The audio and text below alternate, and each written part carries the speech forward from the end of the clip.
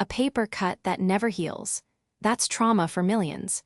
But what if moving your eyes left and right could finally close the wound? This is the provocative promise of EMDR therapy. Imagine a paper cut that never heals. For millions of people worldwide, trauma isn't something that happened then, it is something that happens now, every single day. The sound of a car backfiring can transport a combat veteran back to a firefight. A particular scent can plunge a survivor of assault into a full-blown panic attack. The past is not past. It is a ghost that lives in the nervous system, dictating present behavior from the shadows of memory. For decades, talk therapy was the primary tool to exorcise this ghost. But what if the key to healing wasn't just talking, but a specific, bilateral stimulation of the brain, a rhythmic, back-and-forth eye movement that seems almost too simple to be true? This is the provocative premise of eye movement desensitization and reprocessing therapy. The origin story of EMDR is as unconventional as the therapy itself. In 1987, psychologist Dr. Francine Shapiro was taking a walk in a park. She noticed that certain disturbing thoughts suddenly disappeared without conscious effort. When she brought them back to mind, they felt less distressing. She hypothesized that the rapid, saccadic eye movements her eyes were making while scanning the environment were somehow facilitating this cognitive shift. This was not a discovery born from a grand theory, but from a personal, anecdotal observation. Shapiro began experimenting, asking clients to follow her finger while holding a traumatic memory. The results were dramatic. In 1989, she published a landmark study showing that a single session significantly reduced anxiety in trauma survivors. The reaction from the clinical community was immediate and polarized. For some, it was a revolutionary breakthrough. For others, it was pseudoscience wrapped in a therapeutic bow. The core critique was simple. The eye movements were likely a placebo, a distraction technique. The real work, skeptics argued, was simply exposure to the traumatic memory, a core component of established therapies like prolonged exposure. The eye movements were a gimmick, a therapeutic prop to make the patient feel like something novel was happening. Yet despite the skepticism, EMDR has risen from fringe curiosity to a first-line treatment for PTSD, endorsed by the World Health Organization and the American Psychological Association. How can moving your eyes left and right possibly heal deep trauma?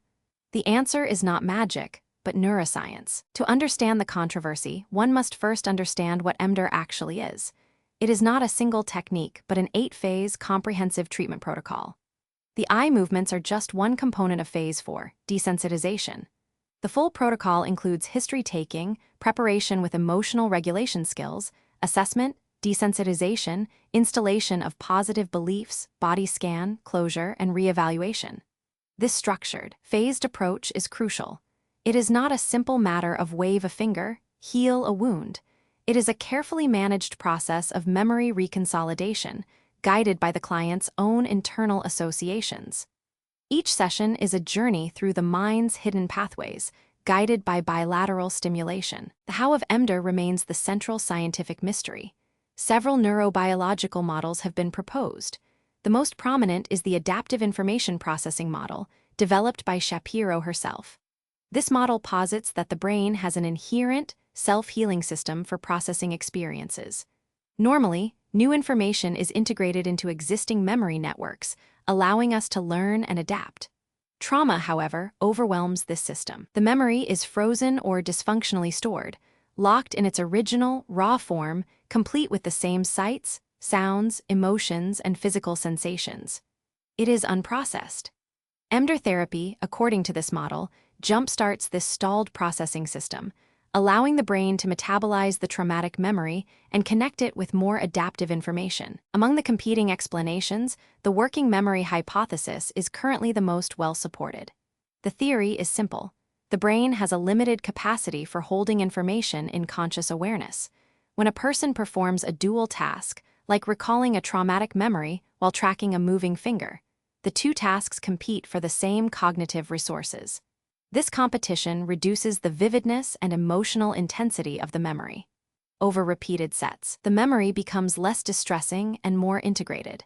It's like a computer defragmenting a hard drive. The eye movements don't erase the memory, they help the brain reorganize it, stripping away its emotional charge while preserving the factual content. Despite decades of research, EMDR remains one of the most misunderstood interventions in modern psychology, yet its effectiveness is now well documented. Meta-analyses show that EMDR is as effective as cognitive behavioral therapy for treating PTSD, with some studies suggesting faster results. The World Health Organization recommends it for children, adolescents, and adults. The controversy has not disappeared, but the evidence has shifted the conversation. The eye movements may not be a gimmick. They may be a key that unlocks the brain's own healing mechanisms. For millions who suffer from the ghosts of trauma, EMDR offers a path to reclaiming the present from the shadows of the past. If you found this exploration of EMDR valuable, consider sharing it with someone who might benefit. The journey to heal unseen scars is possible.